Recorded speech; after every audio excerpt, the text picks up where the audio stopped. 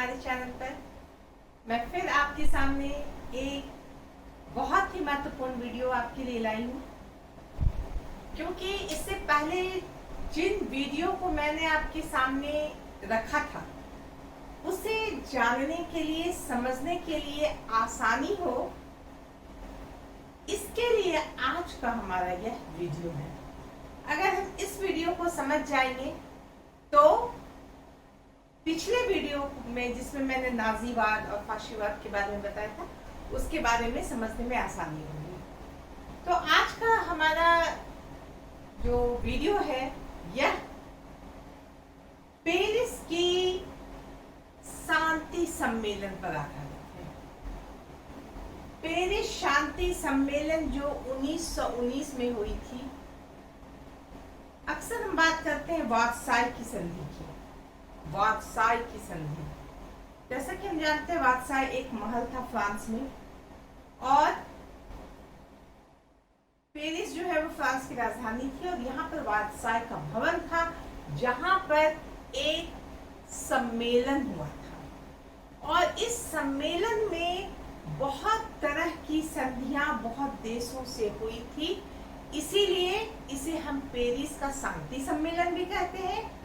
इसे हम वर्साई की संधि भी कह सकते हैं, क्योंकि वर्साई में ही 1919 में जो संधि हुई थी, जो बहुत अलग स्थान रखती है संधियों में, जिसके कारण हम यह भी बहुत बार सवाल आता है या सवाल पूछा जाता है इस तरह से कि वर्साई की संधि में ही दूसरे विश्व युद्ध के बीच छुपे हुए थे। तो इस तरह से आज मैं बात करूंगी पेरिस की शांति सम्मेलन कब की, 1919 की। तो पेरिस में शांति सम्मेलन क्यों हुआ 1919 में?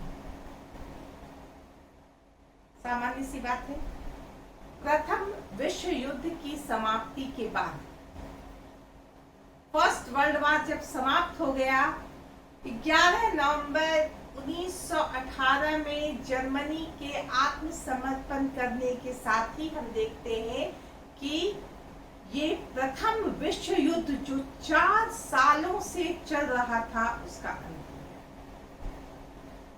यह एक बहुत बड़ी घटना थी, क्योंकि 4 साल से विश्व के प्रायः सभी देश इसमें प्रत्यक्ष या अप्रत्यक्ष रूप से भाग ले रहे थे। हर तरफ त्राहिमाम मचा हुआ था।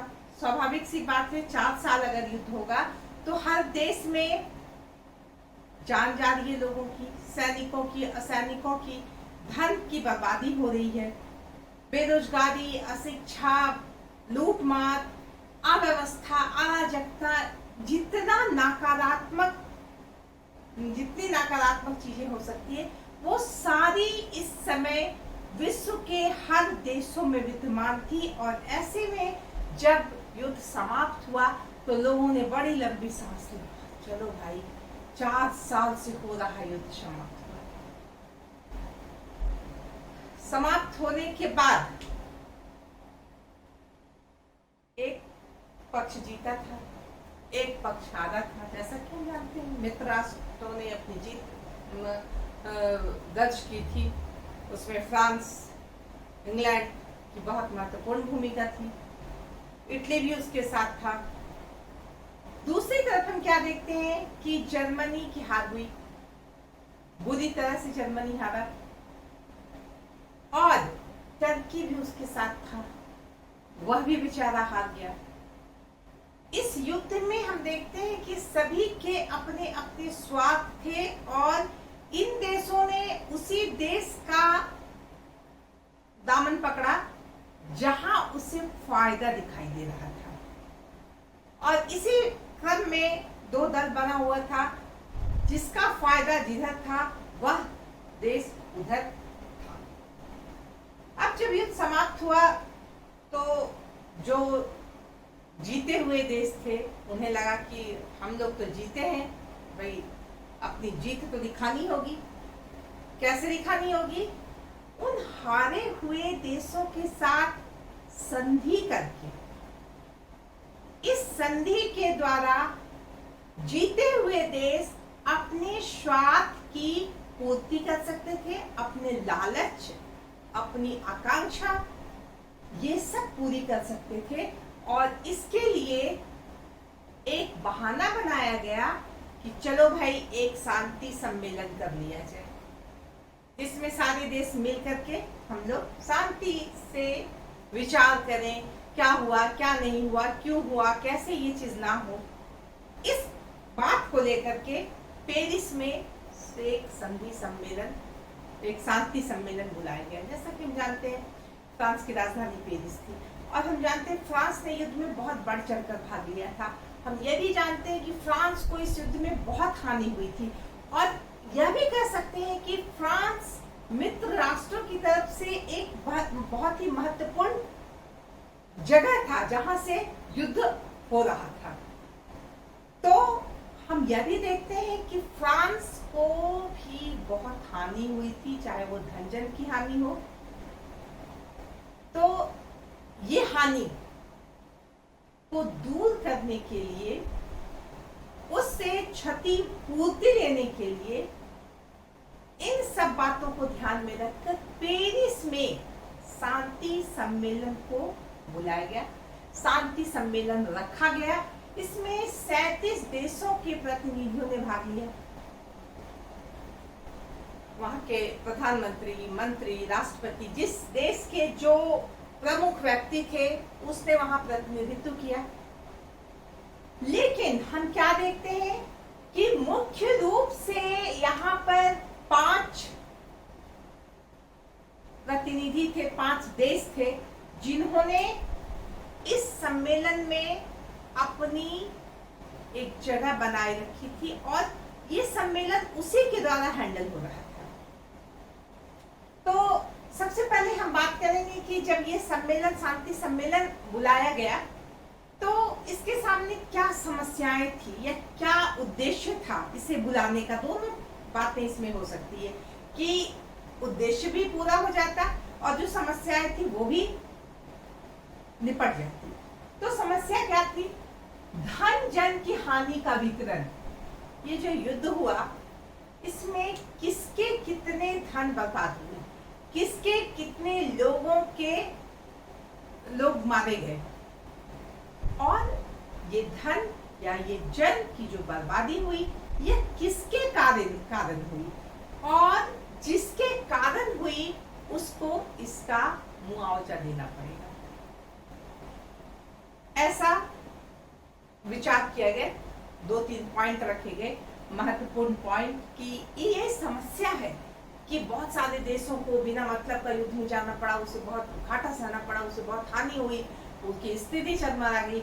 इसके लिए उसे किसी का, जिसके कारण वह प्रभावित हुआ है, उससे मुआवजा दिया जाए। दूसरा बात, विजित देशों के साथ संधि की जाए। जो देश हार गए उनके साथ संधि तो होनी चाहिए, उनके साथ संधि करके उनसे बात करनी होगी कि भाई अगले बार ऐसी झगड़ा फसाद की शुरुआत मत करना। उससे यह कहना होगा कि तुम्हारे चलते इतनी हानि हुई है, चलो जुर्माना लाओ, क्षतिपूर्ति लाओ हमारे पास। तो संधि होनी बहुत जरूरी है। बहुत सारे देशों ने, जो टर्की ने, जर्मनी ने जो दुस्साहस किया है, तो उसके बदले में उसे मित्र राष्ट्रों के साथ संधि तो करनी पड़ेगी। और भविष्य के लिए उपाय, यह भी इस शांति सम्मेलन के सामने एक समस्या थी कि पुनः इस तरह की घटना ना हो जाए, और इसे रोकने के लिए क्या उपाय किया जाए। तो जैसा कि हम जानते हैं, इस शांति सम्मेलन के बाद राष्ट्र संघ की स्थापना हुई, जिसका मुख्य उद्देश्य क्या था? विश्व में शांति बनाए, फिर से ऐसा युद्ध ना हो जिसमें धन जन की हानि हो। तो इस तरह से हम देखें कि ये समस्याएं थी, और सम्मेलन का उद्देश्य भी था कि क्या करना है। इस सम्मेलन का एजेंडा होता है कि ये जो सम्मेलन हो रहा है उसमें क्या एजेंडा है। अब हम बात करेंगे मुख्य प्रतिनिधि। तो जैसा कि मैंने बताया कि 27 देशों के प्रतिनिधियों ने यहाँ भाग लिया था, लेकिन 5 का महत्व था। 5 में भी अगर हम कहें तो सिर्फ 2 का महत्व था। पहले हम 5 का नाम बता दें। फ्रांस से क्लीमांसो, इंग्लैंड से लॉर्ड जॉर्ज, इटली से ऑर्लैंडो, अमेरिका से वुडरो विल्सन जो राष्ट्रपति थे, और जापान से भी सन ओंजी नाम के प्रतिनिधि ने भाग लिया। लेकिन अगर हम कहें कि इस सम्मेलन में जो महत्वपूर्ण भूमिका में थे वो थे क्लीमांसो और लॉर्ड जॉर्ज।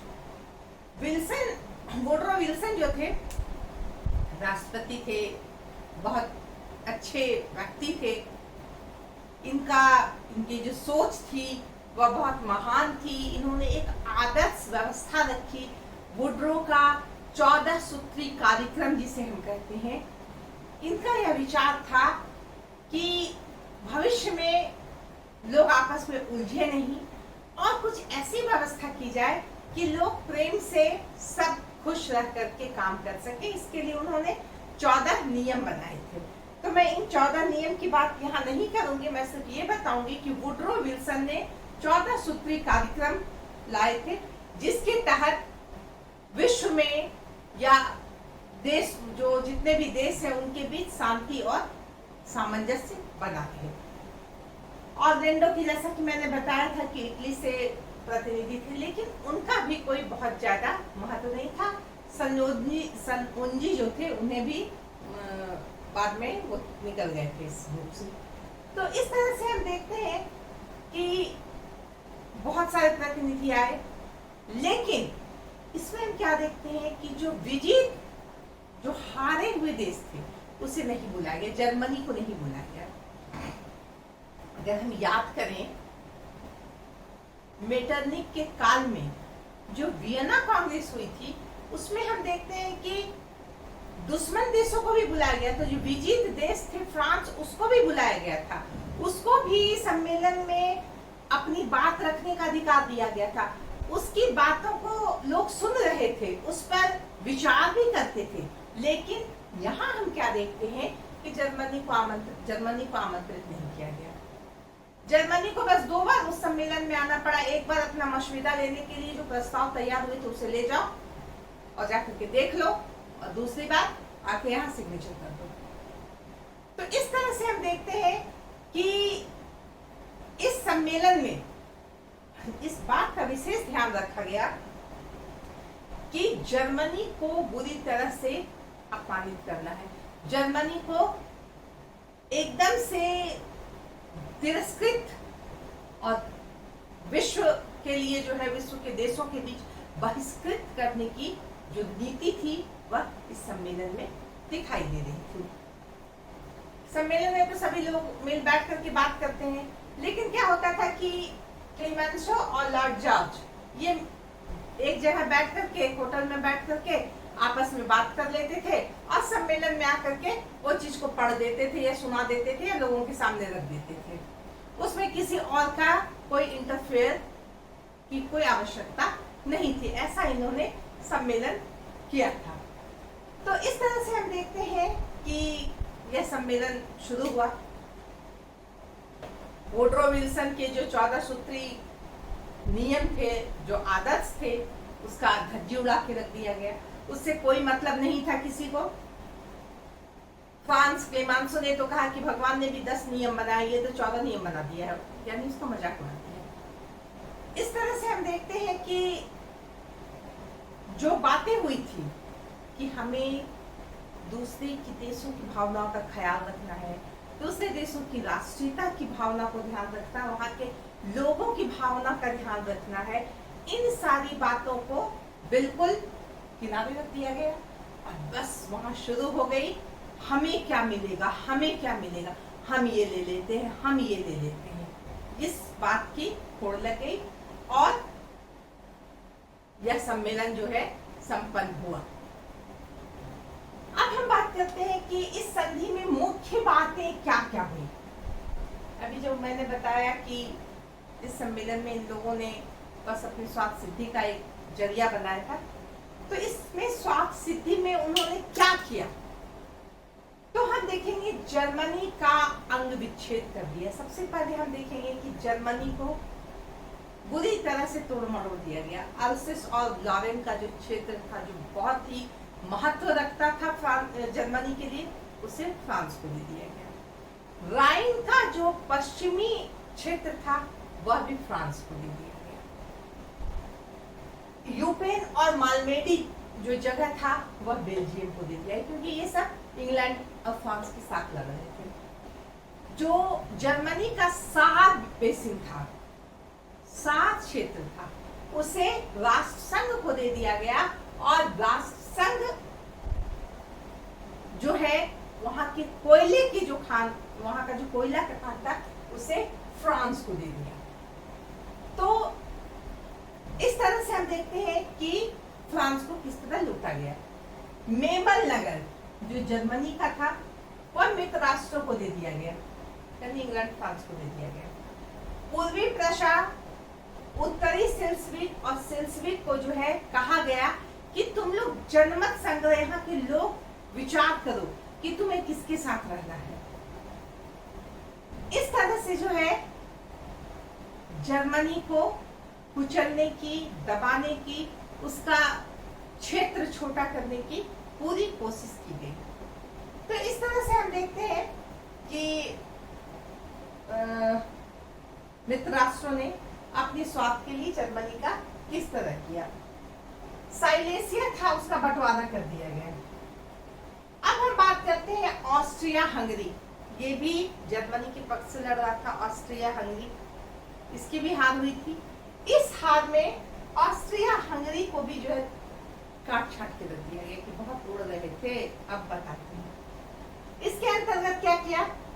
ऑस्ट्रिया और हंगरी का जो है बहुत सारा क्षेत्र जो है वह अलग अलग कर दिया। बोहेमिया और मोरेविया नाम का देश को मिला दिया गया और एक देश बना दिया गया। चेकोस्लोवाकिया को स्वतंत्र कर दिया गया।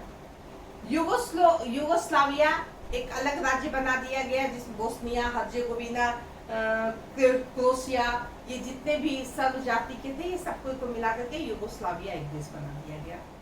तो इस तरह से हम देखते हैं कि ऑस्ट्रिया हंगरी को अलग कर दिया गया। इस तरह से ऑस्ट्रिया और हंगरी भी टूट फूट गया, उसकी भी जो पहचान थी वो खत्म हो गई। उसके जो महत्वपूर्ण क्षेत्र थे वह उससे अलग हो गए, चाहे जाति के नाम पर कर दिया, चाहे उसे अपने फायदे के लिए कर दिया।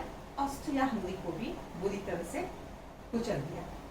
किसने? मित्र राष्ट्रों ने, इंग्लैंड, फ्रांस ने। पोलैंड को एक नया देश बना दिया। जितने भी पोलिश भाषा के क्षेत्र थे, पोलिश जाति के लोग थे, ऑस्ट्रिया से निकाला, हंगरी से निकाला, जर्मनी से निकाला, इन सब को निकाल करके पोलैंड नाम का एक देश बना दिया। जर्मन उपनिवेशों का अंत कर दिया गया। जो जर्मन की कॉलोनी थे, अब इसमें तुम्हारा कोई महत्व नहीं है, चलो तुम जाओ यहाँ से। अब ये जो तुम्हारा उपनिवेश होगा, हम लोग इंग्लैंड और फ्रांस बांट लेंगे और इससे हम उससे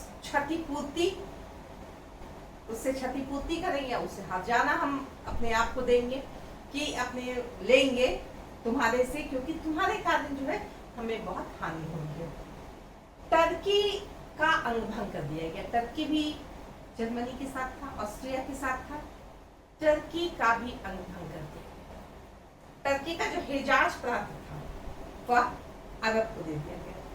वहां से पैलेस्टाइन, मेसोपोटामिया, सीरिया, ट्रांसजॉर्डन, ये सारे देश को निकाला और मित्र राष्ट्रों को दिया। उसमें से सीरिया जो है सो राष्ट्र को दे दिया गया और सीरिया जो है वो इंग्लैंड के अंदर आ गया। तो इस तरह से हम देखते हैं कि मित्र राष्ट्र ने, जिन्होंने युद्ध को जीता था, उसने मन भर के अपने अनुसार हारे हुए देश को काट छाट करके रख दिया। फिर चलिए जर्मनी पे फिर चला जाए। जर्मनी की सैनिक शक्ति पर प्रतिबंध लगाया गया। जर्मनी ही सबसे बड़ा विलेन था उसकी नजर में, कि जर्मनी के कारण ही ये फर्स्ट वर्ल्ड वॉर हुआ और जर्मनी के कारण ही इतनी हानि हुई है। जर्मनी जो अपनी शक्ति को इतना बढ़ा लिया था कि उसने ऐसी दहशत पैदा कर दी पूरे विश्व में। तो इसे इस तरह से पंगु बना दिया जाए कि ये फिर से उठने की कोशिश ना करे और फिर से ऐसी बर्बादी ना हो। अब क्या किया, धन जन की इतनी हानि हुई, इतना धन गया, तो 60,000 करोड़ 60 करोड़ पौंड यह मुझे दो, मित्र राष्ट्रों को दो, क्योंकि तुम्हारे कारण हानि हुई है। इसके अलावा जो है नौसैनिक या जंगी बेड़ा जो है वो तुम नहीं रखोगे। इसके अलावा कितने सारे खान, कोयले के खान, वो मित्र राष्ट्रों को देने पड़े। इटली को, बेल्जियम को, इन सबों को कहा गया, फ्रांस को, कि तुम्हें हर साल बहुत टन कोयला तुम्हें देना पड़ेगा। अगर तुम नहीं दोगे तो इसके बदले में फिर हम कार्रवाई कर देंगे। फिर आगे चला जाए, सेना तुम्हें नहीं रखना है। जैसे पहले तुम हर घर से उठा करके सैनिक बनाते थे, सेना की संख्या तुम्हें कम कर देनी है। हथियार तुम्हें नहीं रखने हैं, तुम्हें कम से कम हथियार के कारखाने तो बंदी कर दो। हथियार बनाना भी कितना है वो हम बताएंगे कि तुम्हारा हथियार कितना होना चाहिए, इतना नहीं कि तुम युद्ध के लिए फिर से आ गया हो। यहाँ तक कि उसने एक लिमिटेशन दे दिया कि 6 जहाज रखो, तुम 6 हल्के जहाज रखोगे, तुम 6 लड़ाई के जहाज रखोगे, तुम्हारे पास पनडुब्बी नहीं होगी, तुम जो है ये जो एक टापबोट जो होता है उसकी संख्या 12 से अधिक नहीं होगी। इस तरह से हम देखते हैं कि जर्मनी को पंगु करने के लिए मित्र राष्ट्रों ने पूरी कोशिश की और जर्मनी बेचारा हो गया। 4 महीने तक ये सम्मेलन चला। उसके बाद एक मसौदा तैयार हुआ, एक प्रस्ताव तैयार हुआ और इस प्रस्ताव को जर्मनी को भेजा गया। और ले जाओ प्रस्ताव ले जाया गया। देखो क्या सब ठीक ठाक है ना। जर्मनी ने उसे पढ़ा, बहुत अपमानजनक मसौदा था, बहुत अपमानजनक प्रस्ताव था। उसने उस प्रस्ताव में कुछ सुधार किए, कुछ शर्तों को बदला और पुनः मित्र राष्ट्रों के पास या शांति सम्मेलन में वो ले गए और जर्मनी ने कहा कि इन सब बातों में थोड़ी सुधार चाहिए। उसमें सुधार कर दिया गया और कहा गया 23 जून को फिर से दिया गया कि अब ये संधि पत्र पर तुम्हें साइन करना है, अगर तुम साइन नहीं करोगे तो तुम पर आक्रमण कर दिया जाएगा। अब हम कह सकते हैं कि यह अपमान बेचारे जर्मन लोग या जर्मनी उठाते हुए उसका कोई उपाय नहीं था, वो हार गया था। और पुनः अगर आक्रमण होता तो स्थिति और भयावह हो जाती, जर्मनी शायद नक्शा से ही हट जाता। उसने स्वीकार किया और देखते हैं उनके 28 जून वार्साई की संधि कब हुई थी। वार्साई की संधि